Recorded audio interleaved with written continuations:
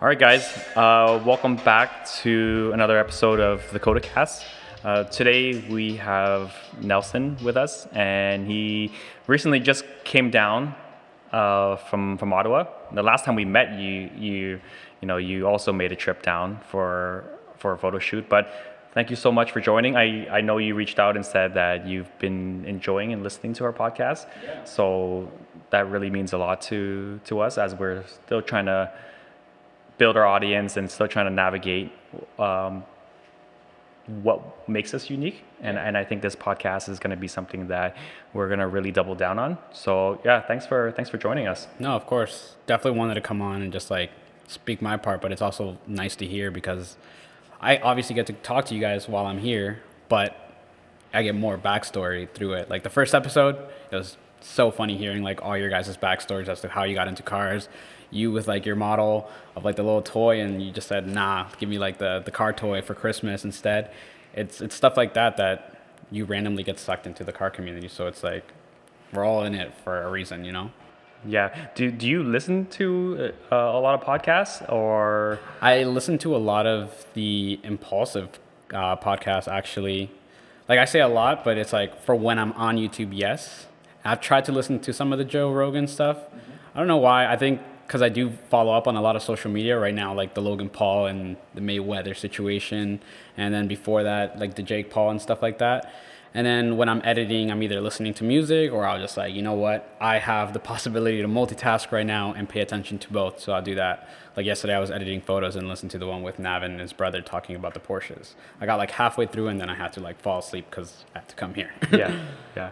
No, I think that's why this form of content is just gaining a lot of traction, is the ability to kind of have it playing while you're driving, doing work, editing, cooking, whatever it is, and to really be a fly on the wall, and learn. I know that's why I really enjoy it.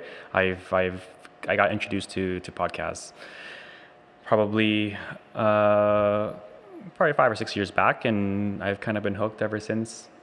Just having an opportunity to be in a room with people that I look up to and try to learn and model myself after, picking up value. So a big part of what we're trying to do with KodaCast is to really interview different people from all around the world, from the car community. Just to learn, just to build relationships and kind of shed some light as to all the different areas, different facets, all from manufacturing to car builders to businesses and everyone who's really doing it well and doing it right, to add some positivity and to kind of share those stories. So, how we met was through a photo shoot. Yeah. Right. So how did that weekend go with you when you came down to Toronto to shoot a whole bunch of cars? So I found you guys from your Instagram page, and it's because they randomly came up on my Explore page because I'm into detailing cars and stuff and seeing clean cars, of course. And it randomly came up on the Explore page, and it was your NSX. It was red and gray scaled, so I was just like, you know what, that looks great. Let me check it out. I see the page, and then I see the gray scaling, like how all the theme fits together. Like you guys were just starting out. You were showing before and after pictures of the shop, and I was like, whoa, that's a really nice shop. So one, it caught my eye just from like the shop alone, and then I was like, I'm focusing too much on that. I'm supposed to be looking for cars to shoot. I was like, what are the odds that he will let me shoot his NSX? And on top of that, you guys posted photos of the 3 NSXs, which was Tommy's NSX, yours, and I forget who the one with the black one was. Yeah, that was Ray's brother's NSX. Ray's brothers? Yeah. So I was just like, I think I messaged you saying, can I shoot the NSXs? Yeah. Like not even just the one. I was trying to be like super over the top with it and just like grab all of them at once. But even still, I was happy enough because Tommy, I think I messaged him separately on top of mentioning it to you guys. And then I messaged you. So I got both of you guys. And the reason it caught my eye for 2 reasons was I mean, it's an NSX, it's a nice shop, and I wanted to come check it out. And two, because the NSX is my dream car. So I was like, here's the opportunity to kind of see it even closer if they say yes. So I took the chance. You guys luckily responded. You guys were kind of smaller, but you guys still consistently respond. And you gave me the opportunity to shoot the car. Like, I think we set it up within like 3 days advance kind of thing, because I did message you a month before that, but it was like, let me know when you're in town. And I, like, out of nowhere found out, hey, I'm going to be in this weekend planning a bunch of shoots. It was complicated, of course, but probably the best experience to keep me going, to basically help me to want to keep it going, you know. Shooting the red NSX and you took me out for a drive, I was like, it helps motivate me, because it's like my end goal is to work towards something like that. I want an NSX, and that's a dream goal. I feel like if I get an NSX, I've made it. I'll be happy. So it was really awesome to do that. I don't even know how many people like messaged you guys like about wanting to potentially shoot back then. I know you probably get it a little bit here now and stuff. So yeah, we occasionally get people reaching out to want to come by and shoot any of our cars, or just to see the shop. And you know, that's something that I'll never take for granted. Yeah. It really humbles me to think that people would want to come by and be a part of this, and just kind of experience what we're trying to build here. Yeah, that was a fun shoot. What did you think of? Was that your first time sitting in an NSX and getting driven around in one? No, because of the previous day, which was Tommy. Yeah. But it was like two completely different feelings, right? So Tommy's was at night, and it was like extremely complicated, and it was like a night drive as well. Yeah. So I feel like he definitely pushed it a bit. Yeah. But because it's darker, you know, you're kind of more careful. But man, it just feels so planted for like a car that's not even turbocharged, supercharged, and then you get great mileage on top of it. Tommy like basically flexed that on me right away. And then you said the same thing, where you were like, yeah, I get great mileage, and I couldn't believe it. So, but no, it felt incredible. So I think he's got like a little lift in the front, or like bag system in the front or something like that. And I feel like that changed how it handled. And then you took me on like a straight highway. So you kind of pushed it, and it was definitely, you know, pushed me back in my seat a little bit. So yeah, Tommy's a good friend. I've known Tommy for a while, and he's had the NSX for a long time. Yeah. So it's cool to see how he's taken his build. And Tommy's been a great resource and kind of just helping guide me with knowledge, information, and he's a big part of the NSX community. So I'm super happy you were able to kind of capture his car, his build, and meet him. Tommy's a great guy. No, he was awesome. Great hospitality from both of you. He was so excited that I think we ended up shooting that weekend again after you. So I was there from Friday to Sunday. I shot with him Friday night, and then shot with him Sunday morning. So he liked it, and I guess he had fun, and he decided to shoot again. He's an OG Honda NSX owner. He's had that thing for a long time, and he's you know, with the prices of these cars like kind of going up each day, he bought it, I think, at its lowest when they were not as desirable. But yeah, he was telling me, and I could not believe it. It was like, are you serious? I think he paid like under 20,000 for it, right? Yeah. And I don't know, and the fact that he calls it like a pop can Accord. Yeah, he really loves running with that title, kind of like downplaying what the car is. It's like, oh yeah, it's just got a Honda motor in it, or sorry, an Accord motor, and he calls it the pop can because it's aluminum, right? But yeah, Tommy's a great guy. Well, he drops by from time to time. But was that shoot, was that your first time shooting in the GTA? Yeah, so I was supposed to shoot the car that I actually shot the next day, which is a guy named Moose. He's got an orange Evo 9 MR, which is actually the car that I want to get now, like that I think it's potential within the next 2 years.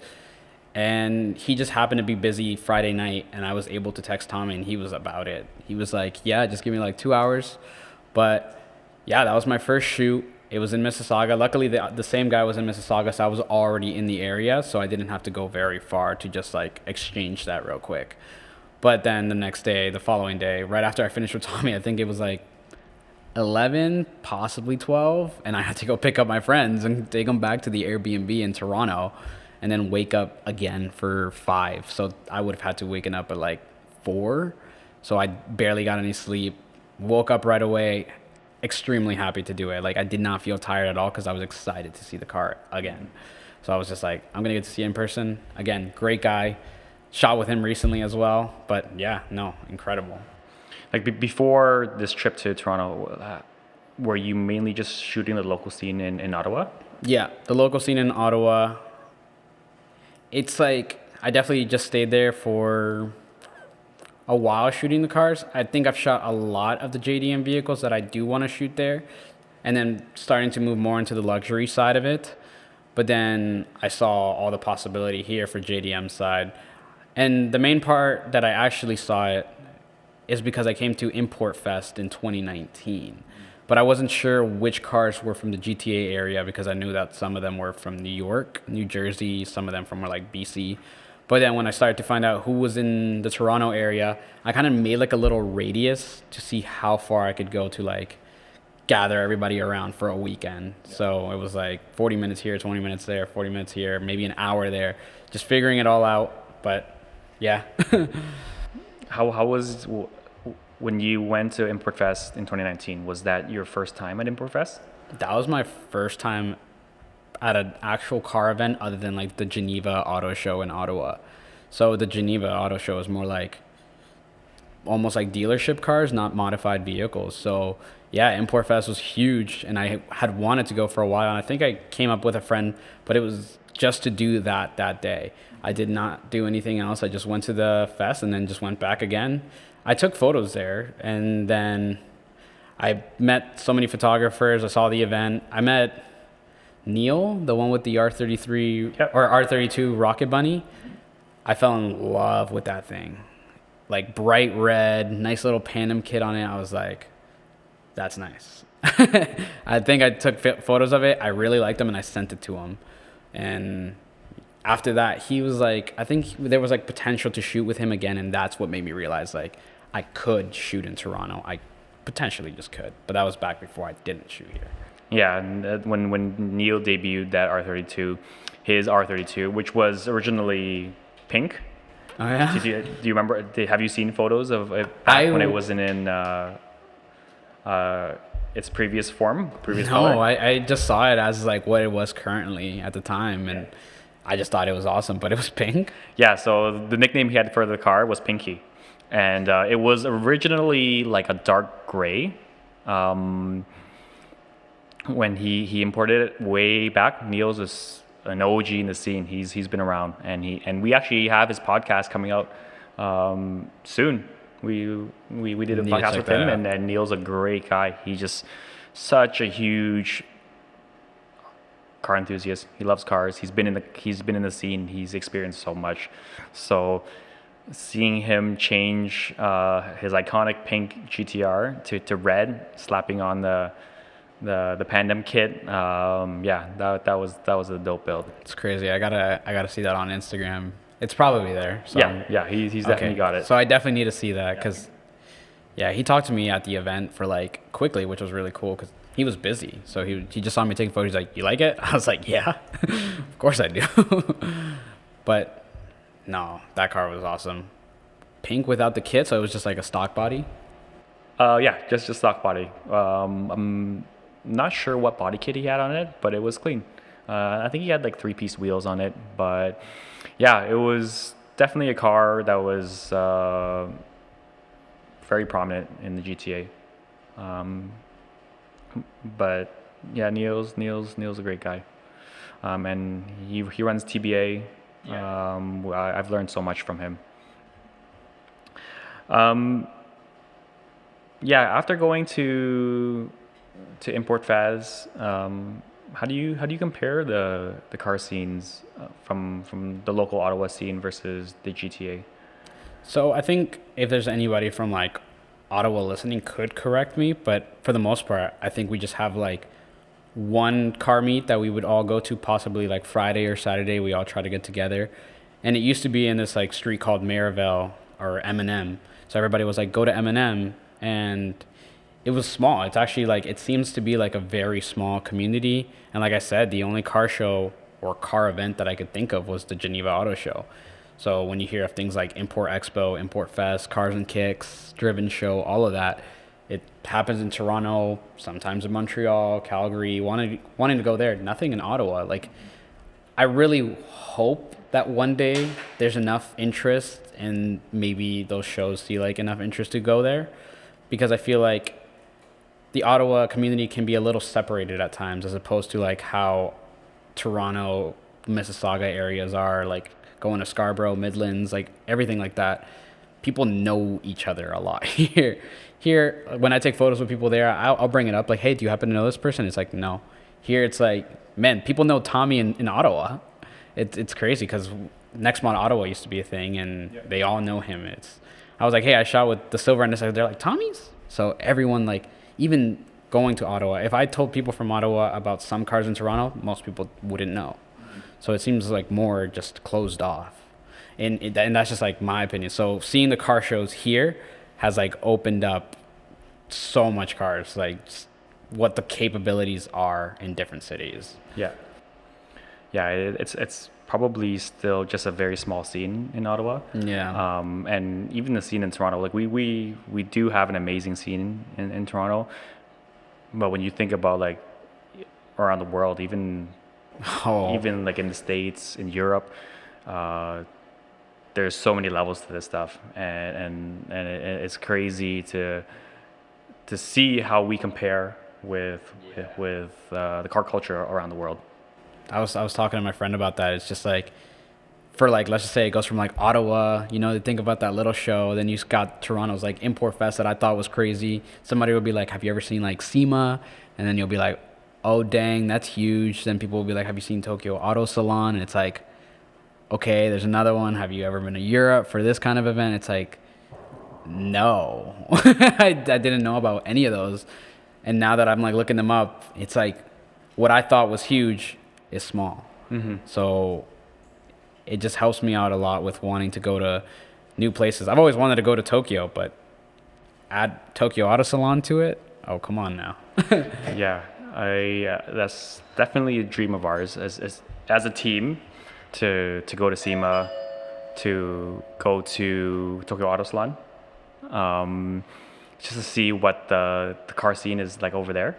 Yeah. And to see all the different brands, all the different builds. Yeah,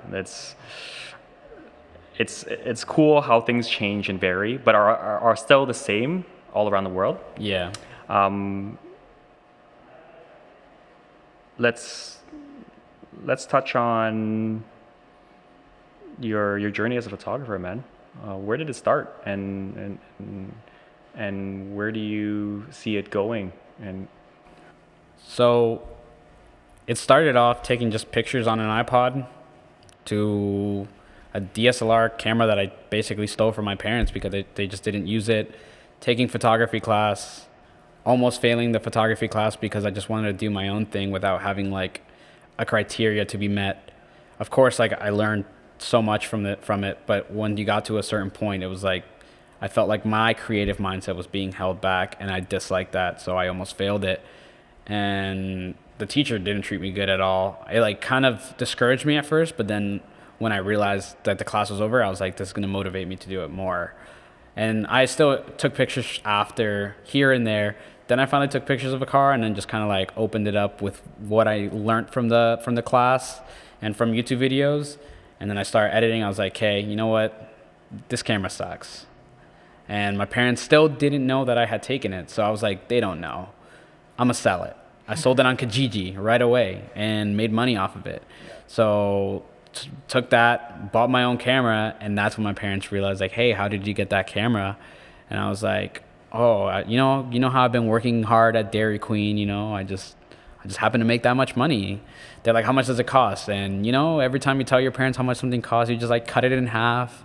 So, it's 1,500. No, it's 750. And they're just like, oh, okay, that's not bad. That's actually a really good camera for the price. I'm like, of course it is.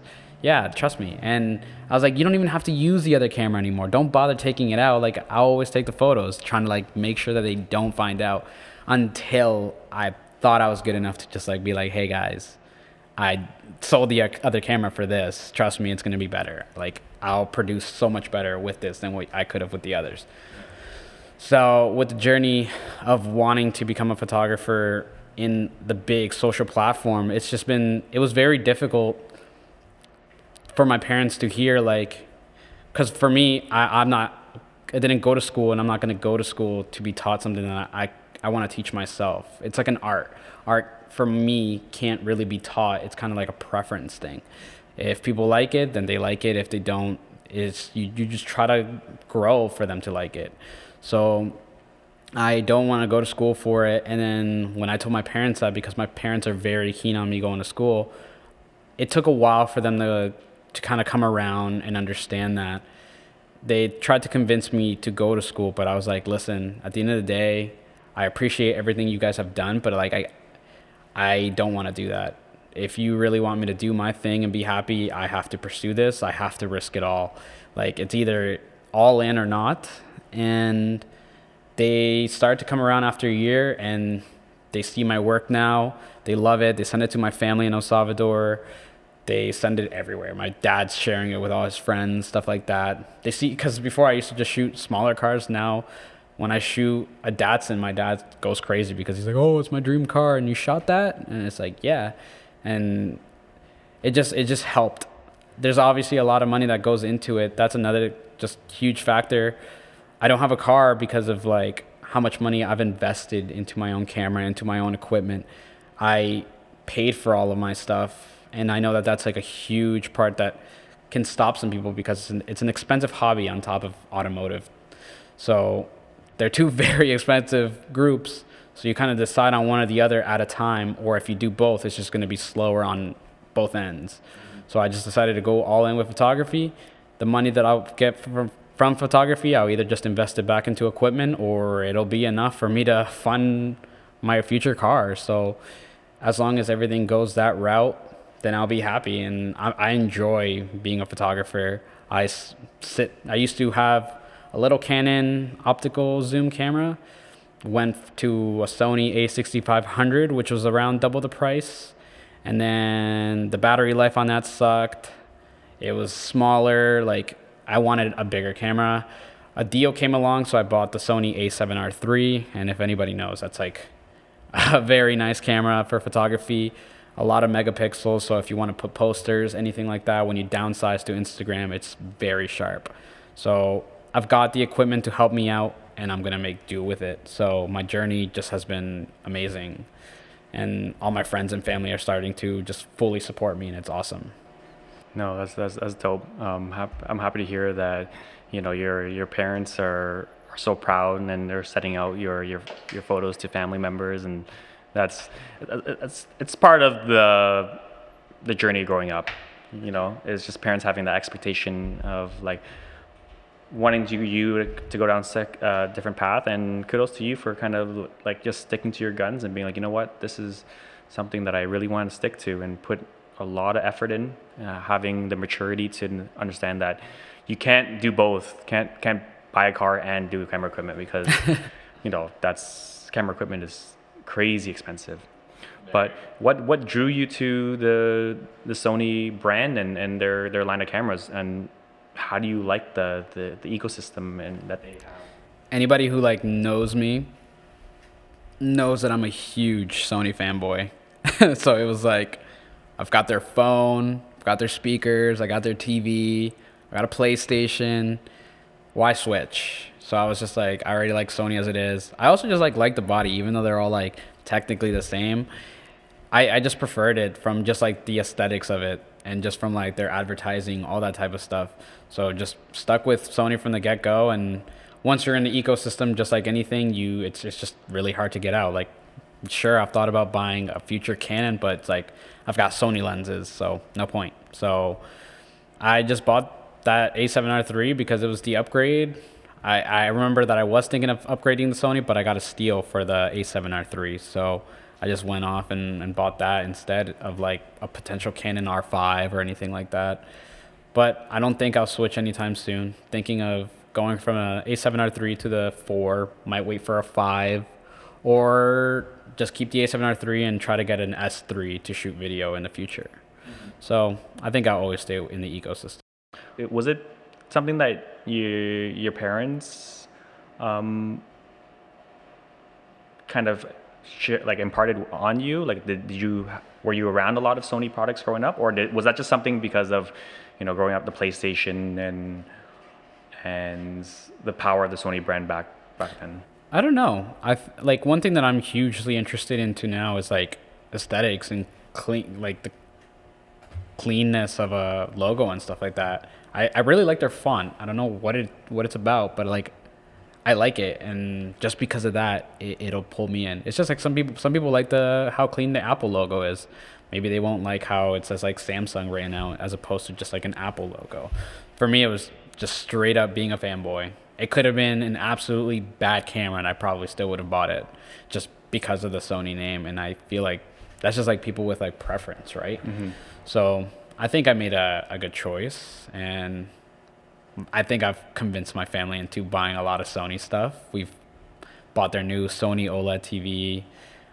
My brother has a PS5 as opposed to like a Microsoft Xbox, and everything from future on, like speakers and stuff, I'm going to convince into Sony every single time. Mm-hmm.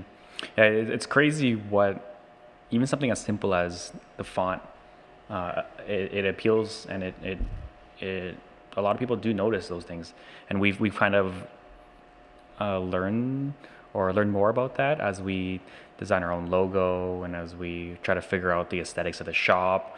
Our posts for Instagram stories, like what kind of font to use and how each font communicates something differently. Yeah. To your audience. So that's cool. I don't know a lot about Sony cameras. Most of the photography is done, videography is done by my team, and I think they've picked up a lot of steam over the past little bit, and they're doing really big things.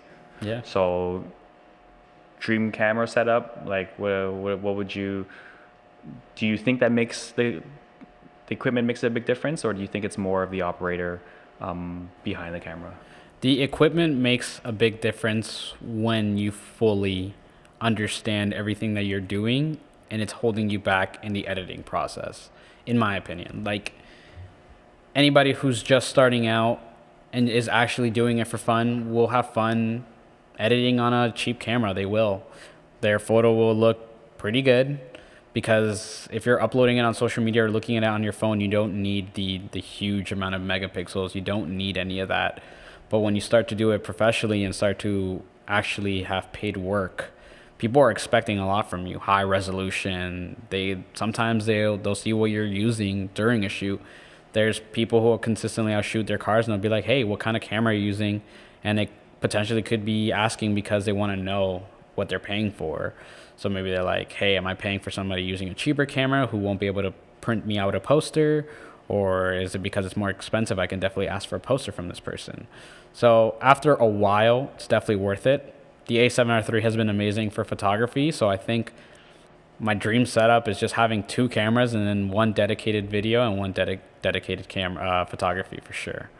It's always a dream to have just 2 cameras. That's a lot easier than one. Do you draw any inspiration from any specific photographers around the world or in the car scene? Huge. North Borders Photography, 100%, and Hardnet Media for video. So North Borders, I've watched him on YouTube. I've actually learned a lot from him, like an incredible amount. He's been somebody that you should like definitely look up on YouTube if you want to like get some quick tips, because he enjoys what he's doing. He's not treating it so seriously where it's like, oh, if you don't do this, it's not going to work. He's one of those people. It's like, do what you want, but I'm going to teach you how I do my stuff. You can either enjoy it or you don't like it. I remember because he does a lot of teal and orange kind of vibes, and he does a lot of night shoots. I imitated that at the beginning. You will see that I did teal and orange, and then after a while I was like, I kind of want to move more to the realistic side of things and shoot more regular colors, just enhanced colors or desaturated colors here and there. So he's been a great inspiration. And then when I get into video, you know, you hop late at night on a 4K TV and you go to Hardnet Media and you see all of his videos, midnight runs. I know that you yourself watch Hardnet Media and you think his work is amazing. So I feel like you can agree that when you see that, you're just like, dang, that's it. That's what I want to do for, if I ever did like some videography or cinematography, like that's what I want to like do for my work. That's exactly what I want it to look like. So, or improve on that, which I think he's one of the, I know a lot of people watch Crispy. I don't watch Crispy. I have like very minimal time for both. So them two, and then a bunch of photographers, of course, on Instagram. I'll have huge ones like Mark Scene Media, Aaron B. Hall or something like that on Instagram. And then even some like really close ones in Ottawa. There was like, or in Montreal, his name is That Golden Turbo. I met him in person after when I went to Montreal, but I think he did photography in school, so he actually learned a lot. So when I see his work, it's like, okay, that's definitely some things that it's going to take time to learn by yourself. And it's cool that he can like kind of teach me, because he's given me tips that have helped. And then there's people like Takara Style here from the GTA area and a few others. It's just like you see a bunch of consistent work, you immediately follow them and save their work, look back at it. Sometimes you dedicate your work towards them, or you kind of just like copy around it. Yeah. So what draws you towards a specific page or a channel or some creator? Is it the consistency of their work? Is it the aesthetics? What do you like most about certain pages and the people that you draw a lot of inspiration from? Aesthetics, 100%. It's the theme, and because not just because of how good it looks, because I know how hard it is to build a theme. The difficulty of figuring that out is just incredibly complicated at first, and it frustrates you. For some people, it's like been incredibly hard. Like for myself, I'm super bad with myself with critiquing my work, and then just like, oh, you know what? I no longer want this theme. I want to switch it to this. And then you have to build up a lot of photos to actually make a theme. So it's aesthetics and consistency, because they've gotten to a point where they love their work. So you can just tell that they love their work. It works well. It looks amazing. And it's like, they've gone through all of this. I know what they've gone through. It's like, yeah, that's nice. And same with videography. You know, you look at all their stuff. It's like, no matter what time of day they shoot at, they've got their settings down, they got their tones, and they always match it like perfectly. It's amazing. Yeah, Hardnet, his videos, like our whole team here, we love his content. It's just it's beautiful. Yeah. The way he captures the cars, the way he kind of tells the story through his video. It's someone I would love to have on our podcast one day to kind of have him talk about his journey. I think he's from Australia. Yeah. I think he might be from Melbourne. Okay. Yeah. And he travels to like Japan to everywhere, often. it seems. Yeah. I mean, yeah, definitely Japan often. And then I saw like the one in Dubai. He does a lot of work in Australia from what it seems like. That'd be awesome. I feel like he might be on a podcast. I definitely would listen to it. But I mean, hopefully you do a podcast with somebody like him, because I would love to hear what he has to say. Yeah, it's to say, he's able to kind of really showcase all these different builds. I didn't realize that Australia had such a dope car scene. Yeah. They got some really, really nice builds over there. I know they're huge in the motorsports. So being able to travel, being able to showcase that's really cool what this craft is, opens doors to. Yeah. So do you have any aspirations for where you'd love to travel? I'll start like small with in Canada, like for sure, I want to go to Calgary in Alberta, and then Vancouver in British Columbia, and possibly Nova Scotia. But Vancouver and Calgary for the car scene, Nova Scotia just because they got beautiful scenery. And I forget where it is that they have like the really long bridge over the water. I think that's in PEI. Would love to go there. So, and then after that, Tokyo, and then LA. The Cali scene is also really dope. And then go to SEMA, just so Las Vegas. Yeah. But other than that, it's basically every huge car event that you can think of. I want to be there. Mm-hmm. Definitely want to experience it. Yeah, we've never been to SEMA or Tokyo Auto Salon. We definitely want to make it a goal of ours to go as a team and to really see what these shows are all about, see all the builds.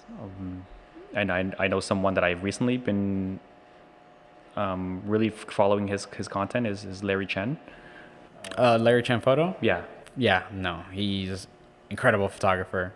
That's also another one who's like an inspiration. He just, like as of recently, he just did that shoot for Toyota for the new Tundra or Tacoma. And I was like, okay, wow. Yeah. Like, it's amazing. Just seeing him kind of showcase his work and the amount of work and how hard the work is when you're a photographer and shooting, because a lot of people, they think you just bring a camera and you just click and then that's all there is to it. Yeah. But there's so much more to it. Like when just seeing you travel from shoot to shoot, that puts a lot of wear and tear and time and energy. Yeah. So there's a lot that goes behind the scenes to kind of get these images and to capture these moments. Yeah. What do you think is the most something that most people have a misconception with photography? And the biggest thing is they definitely see you take the photo and maybe they think that could be an easy part, which once you get it down, it becomes more habit. So it's not easy, but it's kind of like, what to do.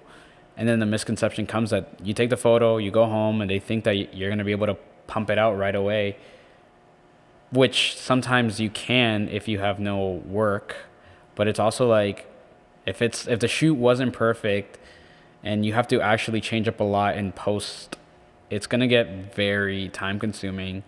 And sometimes you undercharge people, sometimes you overcharge people, sometimes it can discourage you to want to do some work, or sometimes it'll motivate you to do some work. But overall, it's that like when people start to rush you and you want their photos to be perfect, it'll just get complicated, especially when you shoot like I do. Like when you do a full weekend, maybe some people will kind of forget, maybe some people will ask for their photos first, but it's like, hey, I have to get the person who I shot before you. I got to get them their photos first. And so it's just like prioritizing some work over the other work. And then it gets really hard that you want to do other work on top of the work that you're already doing. So at some point you do get busy and it's fun and it's nice, but it's like, then you have to start turning down work that you would love to do. So it's a misconception that it's easy, because it's not. Some people think, like you said, it's point and shoot. It's not. It's an art. Like, you can't see somebody draw a picture and you think that you can just like imitate it right away. You try to draw a face in detail, you're not going to do it. It's going to be too difficult. Has your workflow evolved over the years? Have you made any notable changes? And how do you draw the line between how much time you spend on editing on each photo? Like, I know as a creative, you have so much pride invested into each piece. Like, is that something that you struggle with in terms of like not overcommitting, like nitpicking every single detail of the shot and everything? Yes. There's two spectrums of it, where either a photo is too damn good, where you can have so many different edits of that one picture that you like all of them, or the photo was so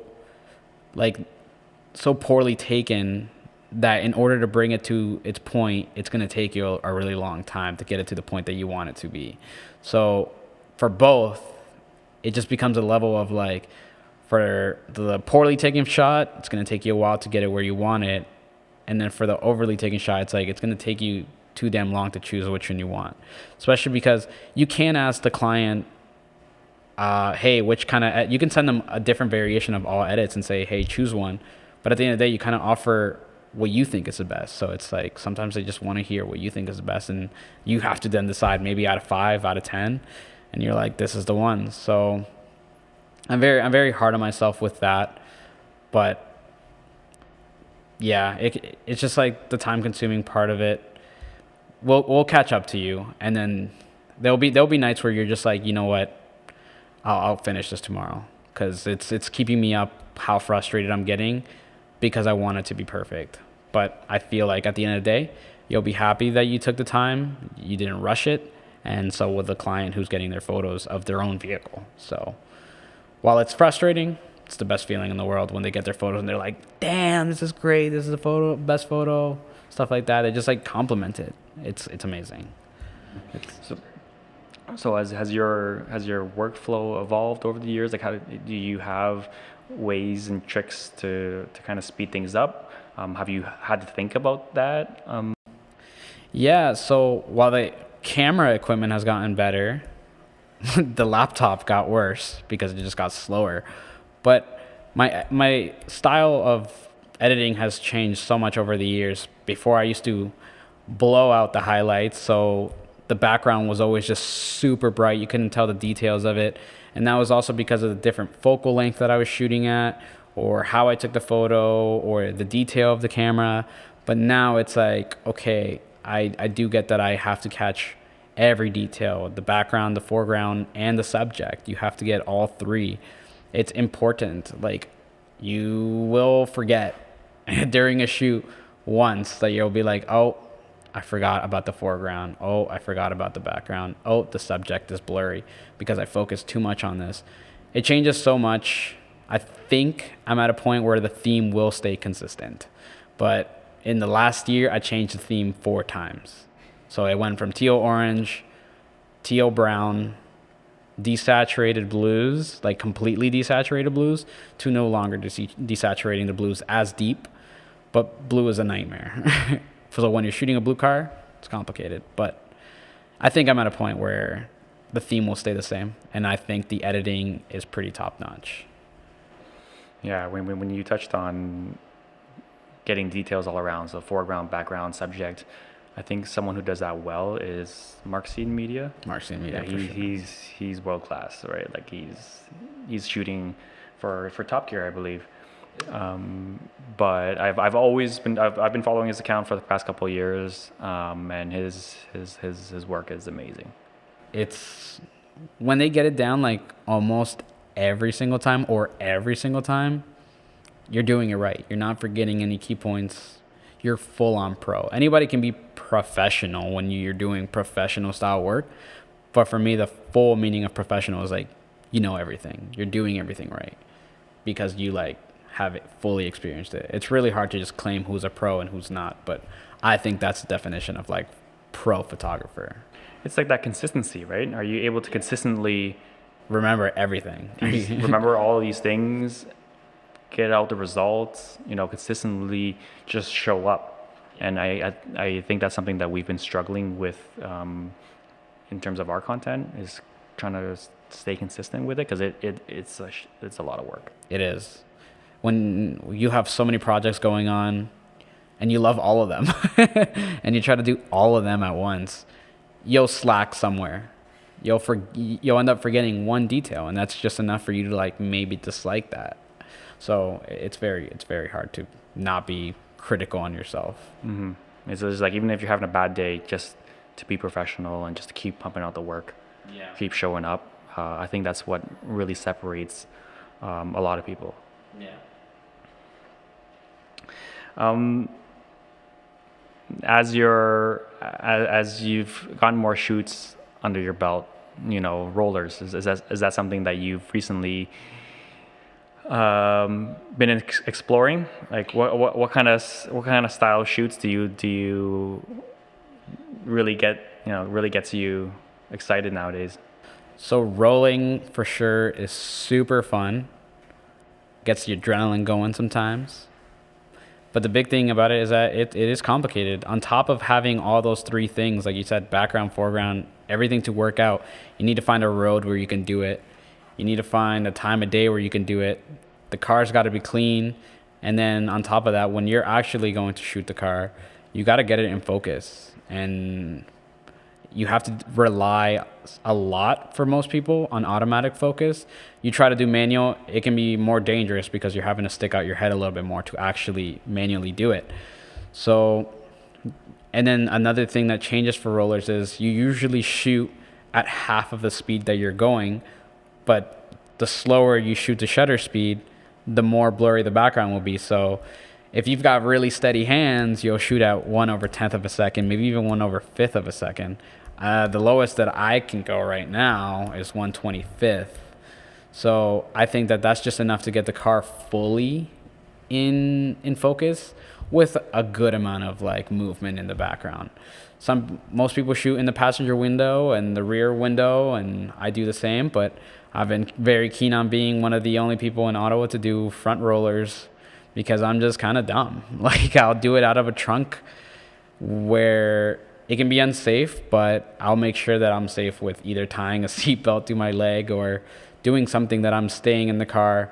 I know it can like kind of frighten the other person, but they have like no need to worry because I'm enjoying it, and I will make sure that I save myself before my camera or anything else. So yeah, I think rollers has been something that's just continually growing, and then now people want rollers a lot more. They're like, hey, I know you're doing stills, but can you add rollers in there? And you're like, hey, I'm one of the only people doing this. You're gonna have to pay for that because it's like kind of like an additional thing, exclusive thing, kind of. So it's a good thing to add on. Yeah, it's definitely a huge value add to your services when you can really build that skill set and really explore that. So yeah, it does get pretty sketchy sometimes, but investing into a harness just so you don't have to worry about it, because like the camera equipment is one thing, but it gets pretty hairy sometimes when the wind's kind of like blowing and there's movement on the road. So. Yeah. When it gets down the line, it's definitely going to be on the safer side. I want a Toyota 4Runner in the future. Perfect. Rollable windows. You can put a harness in there. You can open it up. You got everything, all the possibilities in there. Always a harness. I wish the Toyota Camry that I drive just had more room. And then the RAV4, I just need to invest into a harness, but I just haven't. So you touched on the Evo 9 MR being a potential car that you'd like to own, dream car, also the Nsx. Yeah. Where did was that inspired from the Fast and Furious series? 100%. So it starts for a lot of people with the Fast and Furious, then Hot Wheels on top of the Hot Wheels. I remember back in the day, I just crash them into each other just like a kid does. And now people collect them for a good amount of money. But the Fast and Furious for sure. I know the one in Tokyo Drift is not an Evo 9. I think it's an Evo 8, and it's not an MR model. But the Evo 9, just because it's the last model to come out with that body shape, and the MR just for the 6th gear. Like I can get a GSR, but it's only got the 5. So I care about the 6 gears just for gas purposes, mileage, and then just, maybe you make more power in the future and you throw it in the 6th gear, you have a longer ratio and stuff like that. And then Nsx, Honda roots, always. I've always loved Hondas, Type Rs. So like the full dream car is a Honda Nsx Type R, which is incredibly expensive, but it's a beautiful car and it's extremely rare. So who knows how obtainable they will be. But, I started out with owning a Civic Si 1999. I love the S2000. I love all the Type R models, the Integra DC2, DC5, and then just every Honda model that's like basically on top of beating each other out. S2000, the newer Type Rs, then NSX, the other NSX. I like the newer model, but obviously the older beats it. And when I think about the Nsx Type R, I like the one without the pop-up lights as opposed to the one with the pop-up lights. So the second gen. The second gen. Yeah, those are extremely rare. Yeah. I think with the first gen, they produced. I can't remember. I remember watching someone list the number, but it was like around like 700 to 800 vehicles that they made, units. And with the second gen, I think they only made like 75 or 80 Holy. of those NSX Rs without the pop-up headlights. Yeah. Like, yeah, the Type R model for that goes, I think I just saw one go for like $300,000 US, and I don't even know what grade it was. I think it wasn't even like a grade 5, so not like brand new condition. So who knows how much a brand new condition kind of goes Yeah, like the second gen, really clean, high quality, or really good condition. Second gens, I think the last one auctioned for like over like a couple mil. It was like $2 to $3 million. Jeez. They're collector cars now, man. They're a very, very special car. They are 100%. And we're back from the break. Nelson, what tips or what tricks have you found that works best for you, and you would like to recommend to anyone out there getting into this photography? Just for sure, definitely getting out there, being social with people, either talking to them in person, talking to them, like I said, at meets, on social media. You would think that you only talk to the car owners, but you would also talk to photographers for other tips as well. Don't be afraid to message photographers sometimes asking for help. Like, hey, how did you do this shot? Maybe they'll give you the settings, maybe they won't. But trying is number one. So, like, when you go talk to a car meet, maybe you go ask somebody with a Toyota Supra, hey, can I shoot your car? He might say no, he might say yes, but if you don't ask, it'll always be a no. So you have to be readily okay with just talking to people. It can be difficult, and let's just say you get consistently shut down. It can be even more unmotivating. But like I said, it's better to get maybe one yes for asking 100 no's. So on top of that, just being able to take criticism, you got to develop, and with that you have to know where you're potentially failing at, where you could get better. So either have your friends kind of critique your photos, even though they don't know much about photography.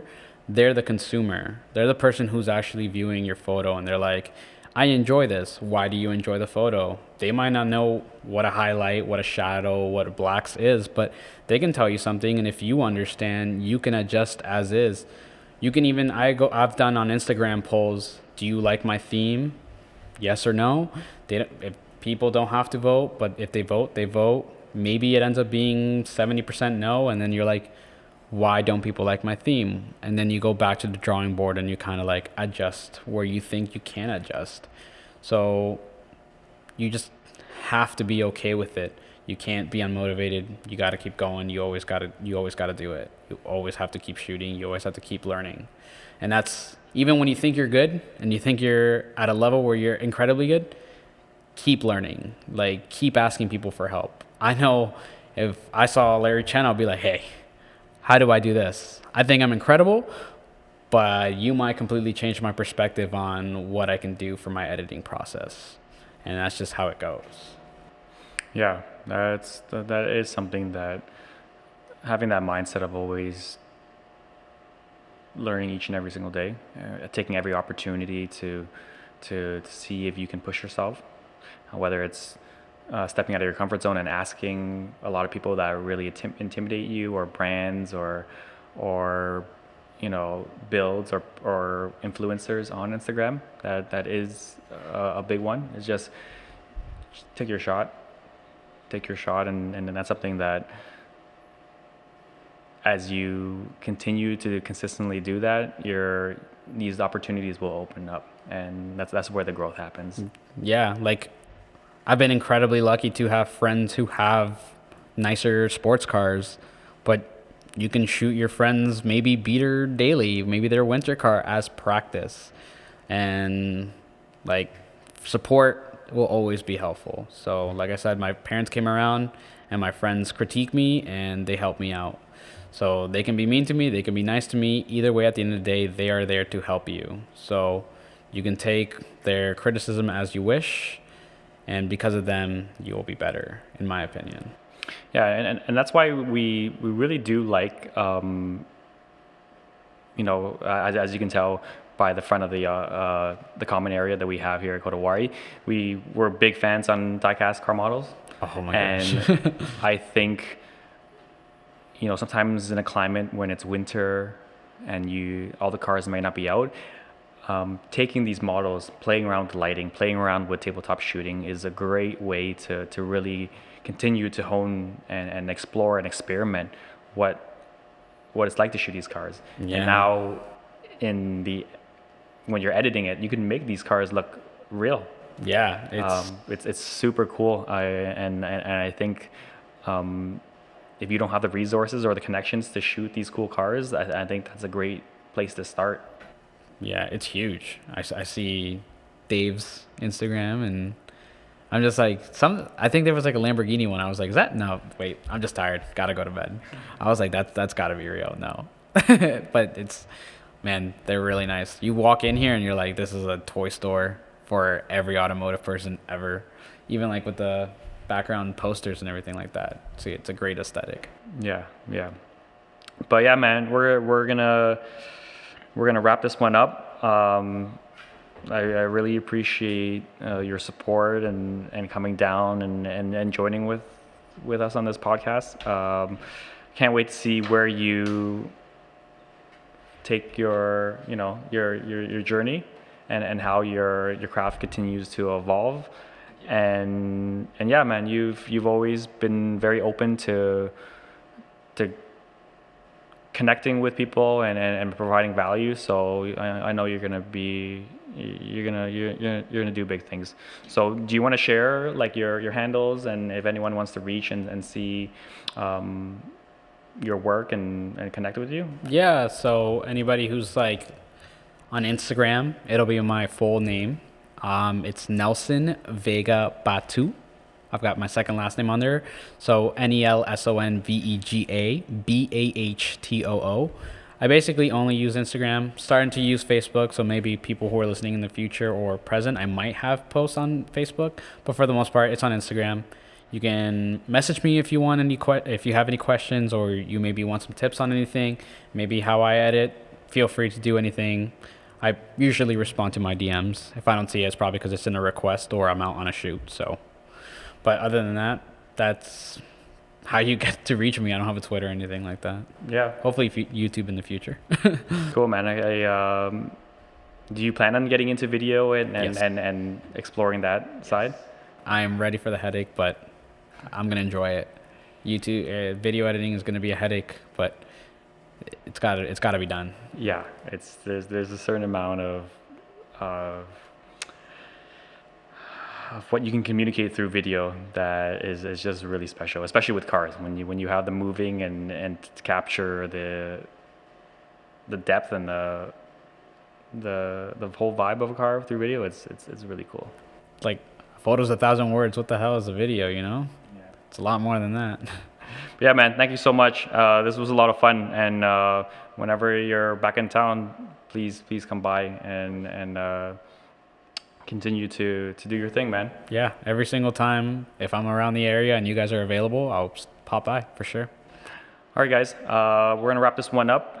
Thank you for joining us, and I hope you guys enjoyed that one. We'll see you in the next one.